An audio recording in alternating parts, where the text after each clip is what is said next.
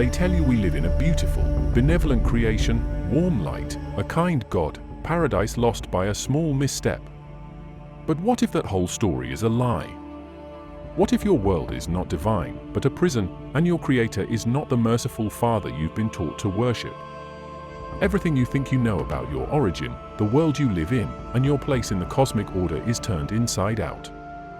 This is the dark truth they don't want you to hear.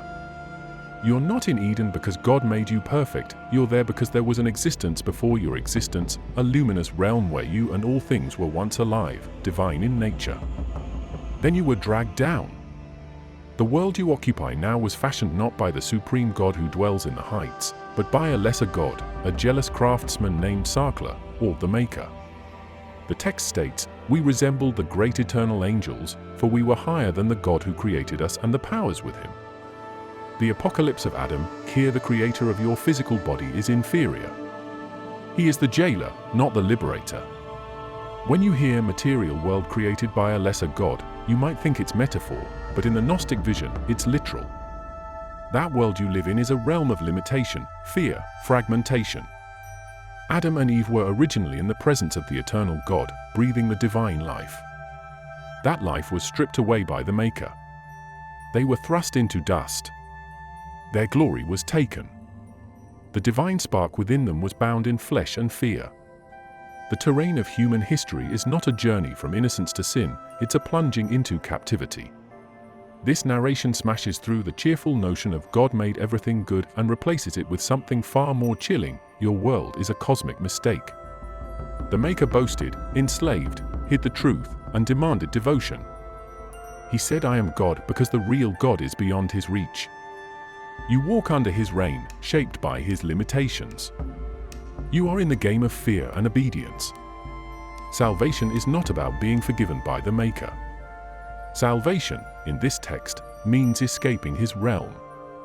Imagine the horror: your soul once knew freedom. Your origin was divine. Your destiny was to ascend. Instead, you became clay under Sakla's rule. You became one of his captives. The text bluntly declares, "We were divided in wrath." When your divine breath was taken, you were cut off. Participation in the divine realm ended. You served the Maker in ignorance, thinking you worshipped the highest. But you served a copy, a competition, a tyrant. You were instructed to obey his laws, not so you could be free, but so you could remain confined. The Maker's laws aren't the laws of truth. They are the walls of the prison. Your body is the cell. Your desires the chains. The Gnostic rebel inside this text screams, "You belong to a heritage of light, not of dust." And the story doesn't stop at creation. It frames human history as a march into darkness under the Maker's domain. The Maker doesn't just create physically, he imposes identity. You are his creation. Your suffering is his system. Your sense of unworthiness, your shame, your search for meaning, they all stem from being trapped in his cosmic realm. The text declares boldly that the Maker's creation is not good but a fallen domain. Your world is the consequence, not the happy garden. If you believe you're a sinner in need of redemption by the Maker, this text rips that belief out from underneath you. It says, "The one who presides over your world is not the true God, he is the false architect. And you were never meant to stay here. Your essence was stolen, your freedom revoked." But there is knowledge, Gnosis, that awakens the prisoner. That knowledge reveals the true God above the heavens, the realm of light you were exiled from. And it points to a path of awakening and escape. Within this chilling structure, you come to see your physical existence not as blessing but as burden. Not as divine by design, but as cruel by accident. They say that everything started when the true God lovingly formed Adam and Eve in his perfect likeness, placed them in a garden of endless light, and gave them dominion. That narrative is tossed aside by the ferocious countertale found in the apocalypse of Adam. Because in this version, your origin is not simply rooted in innocence, it's rooted in divine greatness before you were betrayed. Yes, betrayed. Adam reveals to his son Seth this electrifying truth: we were in the presence of the great invisible one, we resembled the angels of the eternal. You weren't born into dust. You were born into glory. Then you were dragged into the mud. This isn't just a fall, it's a kidnapping of the highest order. The maker of your world, Sakla, is exposed not as a benevolent father but as a jealous, flimsy artisan who couldn't reach the heights of the true God. He created you after you already existed in light. He built you out of dust only to hide the fact that you once knew the eternal realms. There's no gentle creation here. The text screams that the Maker split Adam and Eve, introduced separation where there was unity, clipped their wings. The divine breath that had coursed through them was taken. Their hearts were stripped of splendor. Their knowledge vanished. They became slaves, enslaved not just spiritually but metaphysically. They serve the Maker in terror, obeying laws that chain them to dust, thinking they are worshipping God when they're worshipping an imposter. This is the raw, savage narrative. You were never legitimately under the true God's rule. You were handed over to a counterfeit. And therein lies the boldest twist. You were once higher than the Maker. That's right. The text claims you resembled the great eternal angels, for we were higher than the God who created us. You outranked your own Creator. The Creator created you because He knew something you did. He knew you had the spark, the memory of a greater realm. So He made the world to trap you, to siphon you away from your origin. That's not just theology, it's a cosmic heist. A theft of power, glory, and identity. Think about the implications. You walked through life under the impression you were created in innocence. You were free to choose. You were redeemed by a sacrifice. But what if none of that matters in this story? You never had full freedom in the first place. You were born into the prison, but you forgot that the bars exist. You listened to the warden's voice and accepted his rules as liberation. But the rules were the shackles, the voice was the captor. You were commanded to fear. You were commanded to work. You were commanded to pretend the world was fine. The voice of the Maker says, "I am God." But the text says this is a lie. The Maker is a mimic of God. He is jealous because the real God exists above him. He fights a battle he cannot win, and so he rules by fear. He brands you, he binds you, he tells you you must obey. And you obey because they taught you that's what obedience is. What they never told you is you're serving the wrong boss. In the original scene, you were light. You were free. You were part of the ineffable. Then you plunged. The Maker divided you. The Maker separated you. He divorced you from that source of breath and placed you into flesh. Flesh became your identity. Flesh became your cage. Now you trust the Maker's claims that your suffering is deserved, your ignorance is normal, your hunger for truth is shameful. This text turns that right on its head. The suffering is unnatural, the ignorance is imposed, the hunger is the true you speaking. And notice, this is not cosmic background noise. This is the central storyline. Adam isn't telling a cute moral fable, he's unveiling an assault on humanity's original design. He is naming the Maker by name, Sakla, the one who claims the throne. He switches your view. You are not simply lost, you are stolen. You are not simply fallen, you are taken. Your origin is not on earth, your origin is among the gods. Your destination is not to fit into the world, your destination is to escape it. For the world you see, the dirt beneath your feet, the body you wear, the laws you obey, they're a script written by the Maker. They are not the divine order of the great invisible one. They are the rules of the jail. Your senses catch shadows. Your body feels pain. Your heart longs for something you cannot name. That longing is the echo of the world you left behind.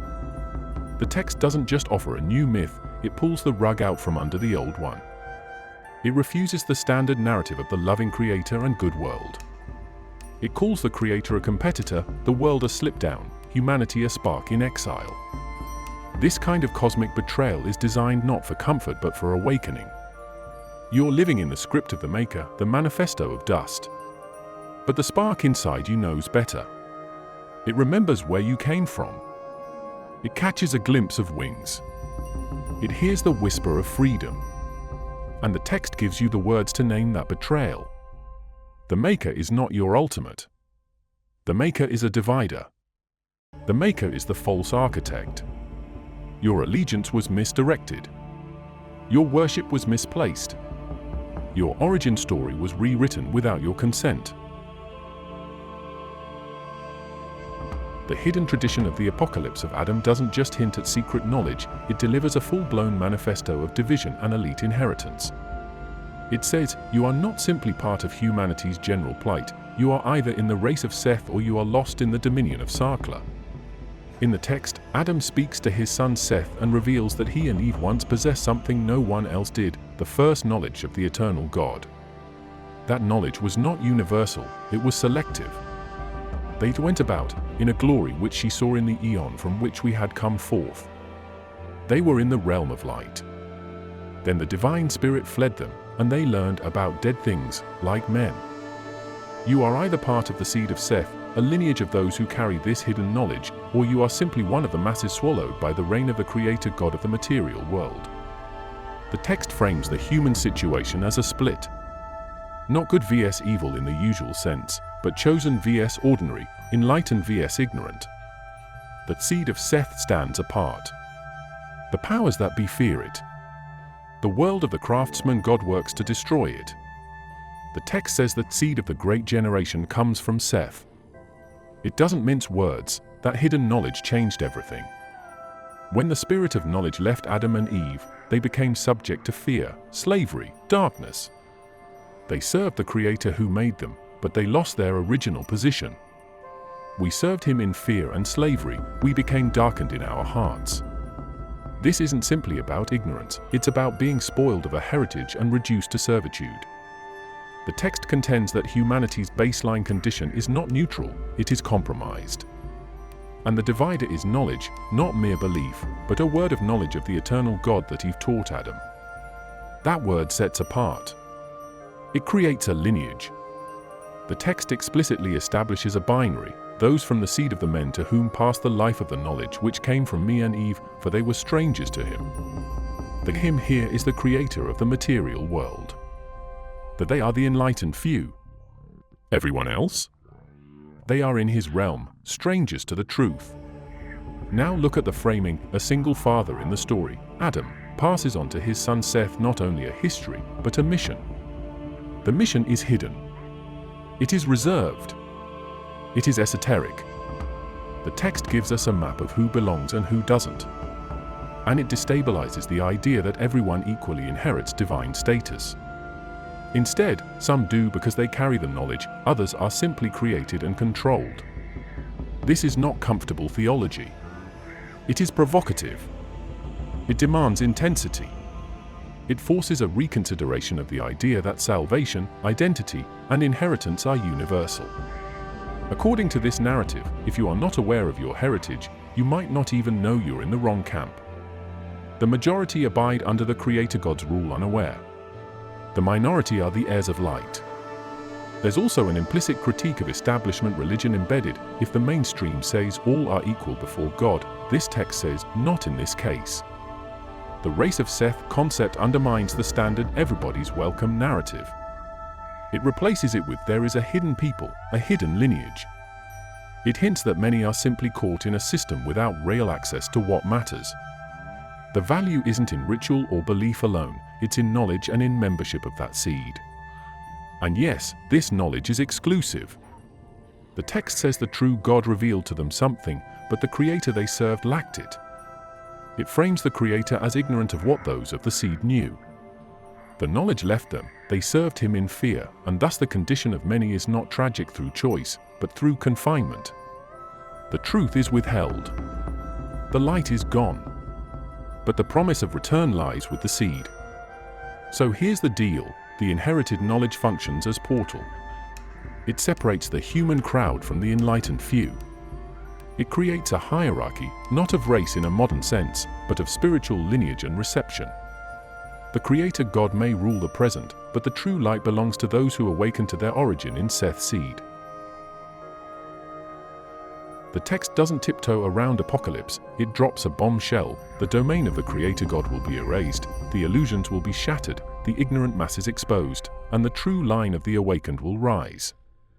In this narrative, the end time is not simply a judgment day, it is the destruction of a usurper's regime and the liberation of the spark of light imprisoned in humanity. Adam tells Seth of a coming illuminator, a figure appointed by the ineffable realm beyond the world of dust. This is no gentle savior, he comes with fire and revelation, splitting horizons. He pierces the veil. He wakes the sleepers. The prophecy lays out a set of actors. The creator god, the inferior god, will quake. The rebellious forces will unravel. The hidden lineage will rally. Those who cling to the craftsman's laws will tremble. Adam says, a time will come when the great Lord will hand over the world to the one who stands apart, and the blood of those who hold the hidden word will be manifest. It's high stakes. Not simply eternity in paradise versus hell, but cosmic regime change. The ignoble god will lose his claim. And the imagery is violent, ritualistic, and urgent. Adam says he saw three men, shining, descending. They reveal the end of the Maker's dominion, the flashing of the sky, the splitting of the realms. The masses will be deceived to the end. They will wander in darkness, while the light ones move through hidden doors. The narrative, only those with the knowledge survive the upheaval. The rest are washed away. Notice how this flips the standard eschatology. The mainstream story says, God wills it, world ends, you're judged. Here, the false god is what ends, his world collapses. Humans tied to his realm either awaken or perish. It's not moral righteousness alone that saves you, it's awareness. It's the knowledge you carry. The apocalypse isn't just destruction, it's revelation. The boundaries between light and darkness are shredded. The text even names the downfall of the old order. Those who made you fear will become the fearful, says Adam. The world of shadows governed by craftsmen and powers will pass. The one who issued commands, built walls, forged laws, will see his systems collapse. Humanity will no longer bow to bricks and dust. The hidden realm will unveil itself. The light-bearers will walk out of the underworld of the Creator God's making. And as the prophecy intensifies, the distinction between the awakened and the sleeper becomes existential.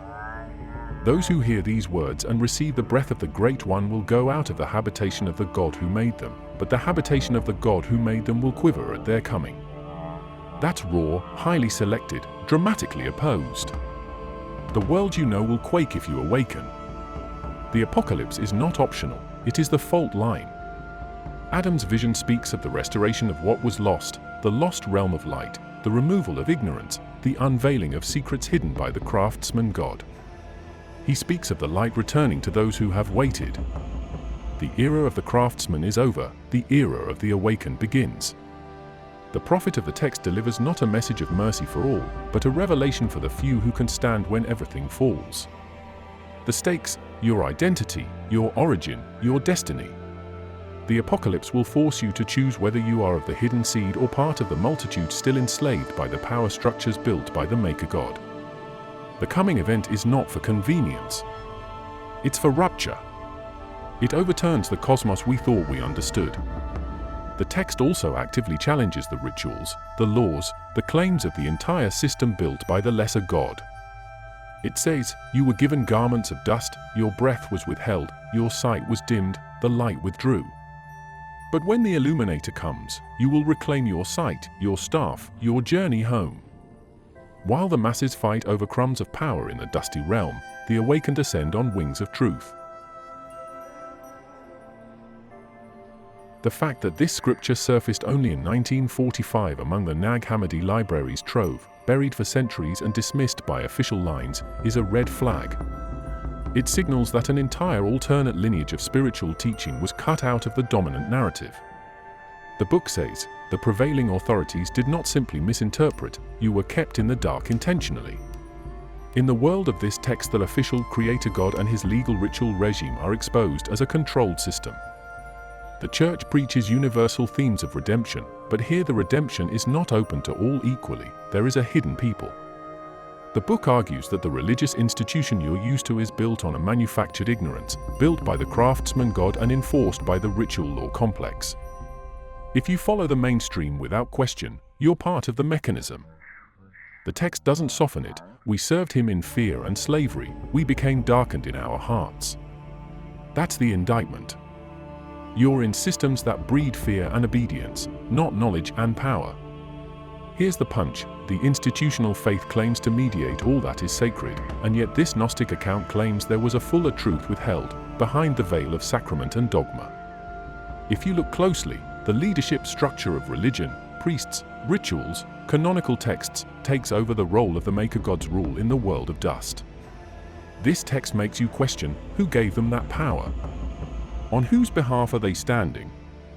Are they releasing you into light, or keeping you in the cave of shadows? The apocalypse of Adam doesn't ask politely, it confronts. The church is part of the machine. It's provocative. In the text, the canonization process wasn't just about defining what counted, it was about erasing what could count. The version of the myth the church endorses is not the only version. Indeed, the text insists it veiled the real narrative. That means the institutional religion you trust may be steering the minority to the minority of knowledge while claiming to serve the majority. That's not spiritual leadership. That's power play. And this book draws the line in the sand. The mechanism, the powers who control doctrine also control darkness. The text warns that the rituals, the cries of redemption, the structured theology, these can be traps. They give the impression of freedom while anchoring you deeper into the craftsman God's domain. Following the right does not equal awakening. Worshipping in structure does not guarantee revelation. This flips orthodoxy on its head and does so without metaphor. It names the system, you obey, you serve, you fear. And now you're told the system itself is part of the problem. One of the most daring charges, the true divine citizenship is not available through institutionally approved channels.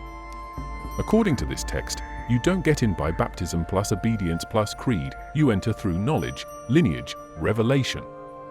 The church says believe and be saved. This text says know and ascend. That difference is seismic. And the institutional faith knows it. It suppresses such texts for reason. Because if you start believing you are eligible for a direct connection to the light, bypassing the intermediaries, then the hierarchies crumble. Another radical twist, the text claims that the architect of the institutional world is not just incompetent or bungling, he is malevolent. The laws he gave, the power structures he maintained, the rituals of obedience, they were all built to mislead. If your faith structure rests on those things, then your faith structure rests on deceit. No soft language, no polite disagreement, this is outright subversion. The book says you're in the wrong kingdom if you follow the wrong voice. It's a call out. It's a warning. Within this framework, the church's claim to speak for all becomes questionable. The text implies that saying all are included is a diversion. The ancient manuscript doesn't say everyone can access the light through the church, it says only those awakened to the true knowledge will move beyond him. If you remain in the mainstream system, you might remain captive, not liberated. That's the confrontation. From the moment you stepped onto the stage of this text, the scene was set. You're either in the seed of Seth or you're living under the regime of the Maker God. Now we get to the raw, unfiltered mechanics of how that division plays out, how identity is stamped, how destiny is allocated, and the text pulls no punches. The narrative says this: your name, your heritage, your lineage matter. Not just biologically, but cosmically. When Adam hands Seth the revelation, he isn't just handing him words, he's handing him a title, a place. Seth becomes the bearer of an elect seed. This is not metaphorical fluff, it's structural. The seed of Seth carries the life of knowledge, the link back to that primordial glory you once had. Everyone else? They're in the craftsman God's domain, subject to his laws, his dust, his ignorance. The text reveals the way power moves in that world, via identification. If you know you're part of the seed, you gain one thing: access. Access to an incorruptible realm, to the water of life, to the revelation that the Maker God fears. The text says, those who have Gnosis are the seed of Seth. Their name equals their identity. Their identity equals salvation. That's huge. It's not about beliefs. It's about lineage through knowledge. But the narrative also paints the opposite. If you're not awakened to your seed identity, you're simply part of the system. You obey the Maker God. You labor under the laws of flesh. You're in the kingdom of shadows. The identity you assume, human, child of God, redeemable sinner, in this text is downgraded. You might be all that in the dominant teaching. Here you're a prisoner till you awaken to the seed you really are. The text frames this in transactional and spatial terms. You belong to one realm or another. One is darkness, one is light. Your identity isn't just who you are, it determines where you will be. The seed of Seth are destined for the eternal realms of the true God. The rest? They remain unnoticed in the domain of the craftsman God. Identity isn't optional. It's existential. You are hearing this and you feel that tension. Am I part of the seed? Or am I not? The text makes you ask hard questions. Where did I come from? Who told me who I am? Whose voice shaped my identity? Was it the Maker God, or was it the true God's hidden whisper? The text gives you that sharp split. You're either awakened or asleep. You're either seed line or dust stock. And it doesn't stop at identity. It drives toward destiny. The seed of Seth have a future orchestrated by this knowledge. The text says that it will go out of the habitation of the God who made them, but the habitation of the God who made them will quiver at their coming. They are the circuit breakers of the system. The destiny isn't neutral. It's activated. It's explosive. And your identity puts you in or out of that activation. If you find yourself feeling a chill reading this, that's intentional. The text is built to disturb, to wake, to separate the dormant from the alive. Because once you accept your identity as part of the seed, your world changes. Your alliances change. The narrative you believe changes.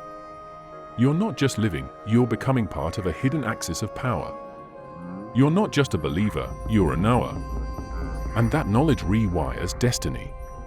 We see the structure, identity, revelation, participation. As seed, you receive revelation, you participate in the overthrow of the Maker God's realm, you ascend, not metaphorically, into the eternal. The text flips the usual story that says, we'll all get saved eventually. Here it says, only those who know their identity, only those who inherit the seed, only those who bear the name, only they will rise. Put differently, you're either born again into the seed, or you stay under the rib of the Maker God. The text draws its battle lines clearly.